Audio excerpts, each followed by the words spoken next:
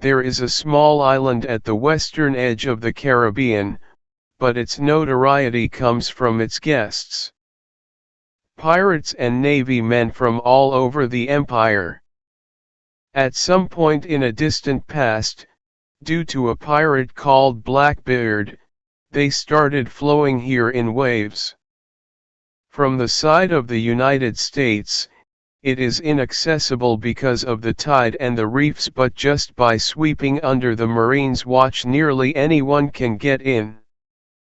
Starting at the port, there is a long road with rings circling from one side of it through the island back to the start, providing home to countless markets from the bottom, leading all the way up to the peak of the hill, where the government's main execution building lies, as the criminals like to call it. It got this nickname after so many have been condemned without an actual trial, so the name Supreme Court of the Caribbean Seas wasn't so fitting. This is where the two newfound friends are trying to find a crew who are strong enough to work with them. Their job isn't very hard.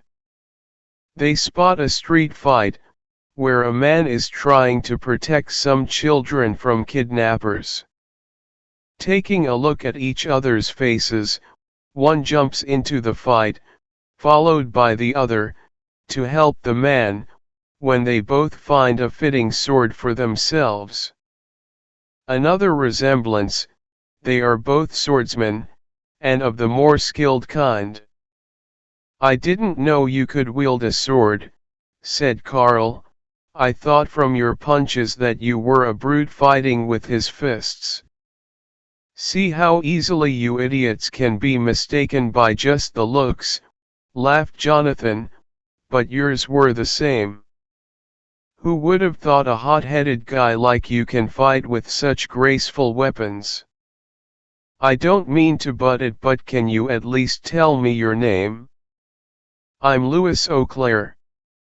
"A French one. See, I told you, Blondie." "I'm Jonathan Teach. This weakling is Carl Light." "Who are you calling a weakling? This isn't the matter now. Why are you helping me here? I don't think you own me anything. We are trying to find a crew. I'm the captain and he's the vice. Interested in joining? You've got the muscles and the manners, unlike someone. Fine by me if you help me save the kids. How many of them are there?" "I don't know, but they just keep flowing in.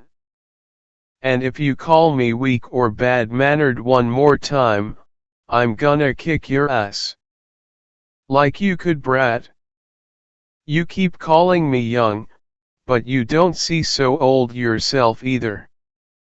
25. "So, the same as me." 24 here.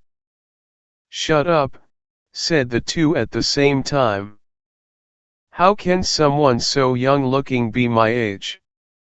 I just have German ancestors, so I look young. If I shave, I'll look like a fully fledged man in a matter of weeks. I guess I can do nothing about it." "Then this French dude is the brat now." Louis agreed silently, as he has seen the strength of the two, and the three started finishing the fight. Once the bandits were wiped, they found out that the two kids were missing.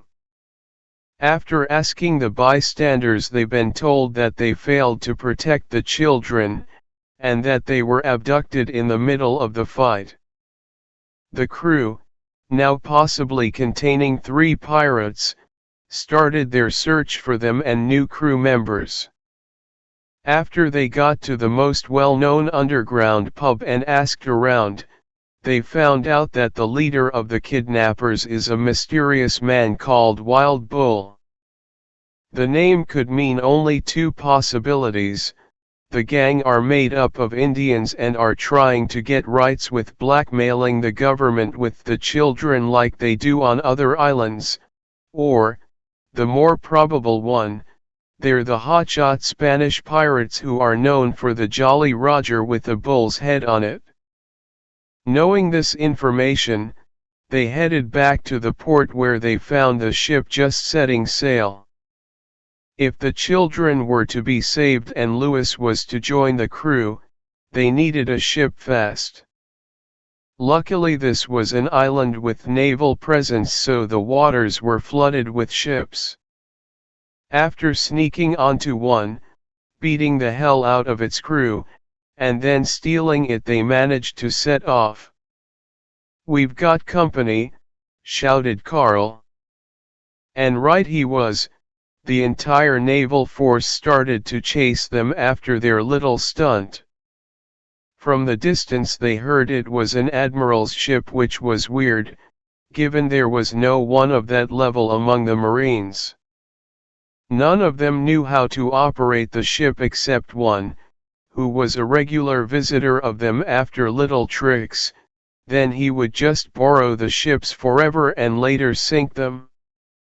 He remained shut because who wouldn't think he wasn't a Navy spy if he knew how to operate a military ship? After they got a hold of how to move with the ship, they fired at their company, who lost 2 ships due to it, then started retreating when they saw the 2 crazy men, who crushed the harbor. Free of their pursuers came the shock that the ship with the bull flag started to come towards them. Once the 2 ships met, the crews stared at each other. It didn't take a long time to notice a man, seemingly a stallion, chained up on the plank. Who this man was and how the Spanish have managed to capture him was a mystery. The second Teach saw him, he realized he's found his 4th crew member. Only a bloody battle with an underground leader remained.